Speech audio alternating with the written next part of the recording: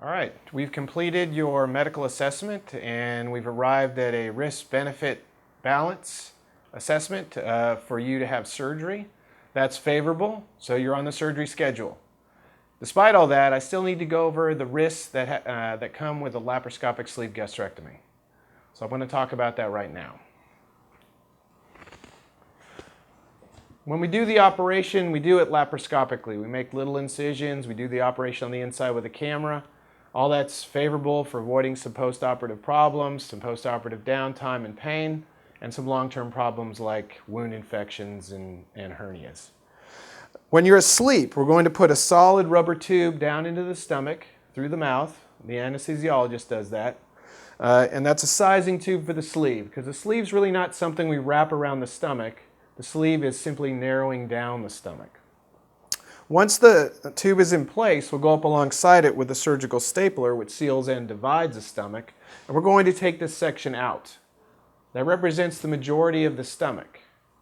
The stretchy part is out here, so when you wake up, you have a narrow, non-stretchy stomach instead of a big, baggy, stretchy stomach. You can't eat as much, you feel full faster, and you don't want to eat as much with a sleeve because there's a favorable effect on the intestinal hormones. All that is very good for calorie control and weight loss, and the weight loss with this operation is as good as the other operations, the older operations such as gastric bypass, which are the usual gold standard that we compare things to. Things we need to worry about. In the first 24 to 36 hours, we worry about bleeding. Bleeding can happen after any abdominal surgery. The risk of needing a blood transfusion with this operation is less than 1 in 200. The risk of having to go back to the operating room with this operation is less than 1 in 500, but it can happen.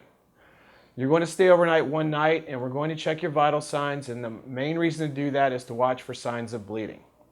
The next day, when you go home, there is a very, very small chance that you could still develop symptoms from bleeding. If you get home and feel dizzy, like you're about to pass out, or if you look extremely pale, or if your heart is racing, or if you're having trouble catching your breath, I need you to call me immediately and return to the hospital. Bleeding, if it goes on long enough, can be a life-threatening problem. So we want to take care of that as expeditiously as possible. The next problem we worry about is a leak. A leak develops somewhere along the staple line. And I say develops because it doesn't happen immediately. We reviewed our patients. Leak symptoms typically happen somewhere between 5 and 15 days after surgery.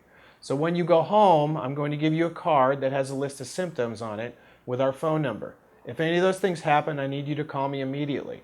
If you're at home running a fever, I need a phone call. If your pain's getting worse instead of better, I need you to call me. Even if you just think something's wrong in the first 2 weeks, I want you to call me and let me know.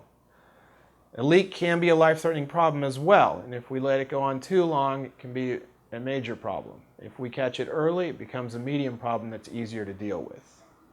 A leak does require surgery to fix it. We have to go back, wash out the infection, close the hole, put in drains. The patient needs to stay in the hospital for several days. The next problem are blood clots. Blood clots can develop in the veins of the legs, and obese patients are more prone to that than other patients. We do several things to prevent blood clots. We give a blood thinner, we put the squeezers on the legs, but the most important thing is to have you up and walking as soon as possible. We'd like to do this within 4 hours of the surgery, and that's probably the most important thing you do on the day of the operation. Wound infection, that can happen in one of the little incisions. It's not very likely, maybe 1 out of 100. But if there's redness or discharge that develops a week to 2 weeks after surgery, if you're running a fever, please let us know. We'll evaluate that. If it looks like it's infected, we have to open up the skin incision, do dressing changes, and send you home on antibiotics. Those are the early problems. A good thing about the gastric sleeve operation is it avoids long-term problems that can turn into surgical emergencies years after the operation. So we get to avoid some of the problems that can happen with gastric bypass or the lap band. We do see some problems though in the first several weeks, the first several months after the surgery. The most common thing is that this long staple line, which heals by scarring like anything else in the body, can scar too much and that can get too tight. You would know that because you wouldn't be able to eat some of the food that you should be able to eat. For example, if it's been 6 weeks after surgery and every time you try to eat a couple little bites of chicken, if you're chewing well, taking small bites and taking lots of time in between the bites, and if you're still throwing up, that is not normal. I need you to call me and let me know. Similarly, if you are having trouble with soft food in the early period, I need you to let me know that. We will evaluate you, usually through endoscopy, so scope down the mouth, looking at the sleeve. If there is a tight area in the sleeve, we can dilate that with a balloon, which we pass through the scope. It is a procedure. It needs to be done at a surgery center at the hospital, but does not require you to be admitted to the hospital. That will take care of the majority of those problems. Aside from that, there are some rare problems which can develop with the sleeve that can't be taken care of short of an operation. This doesn't happen very often. We've had 6 patients out of 1,400, or less than 0.5% where there's been that kind of problem. However, we do need to switch to another operation if that happens, and usually that's a gastric bypass. So you need to know that. Finally, vitamin and mineral deficiencies can happen. The weight loss with this operation is pretty fast at the beginning, and the patients can get behind on one thing or another at that time. The good news is that when the weight loss starts to slow at a year and a half, those deficiencies tend to go away.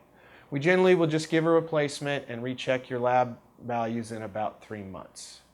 Those are the major problems that can happen with a gastric sleeve operation. Remember, communication is the key if you think there's something going on.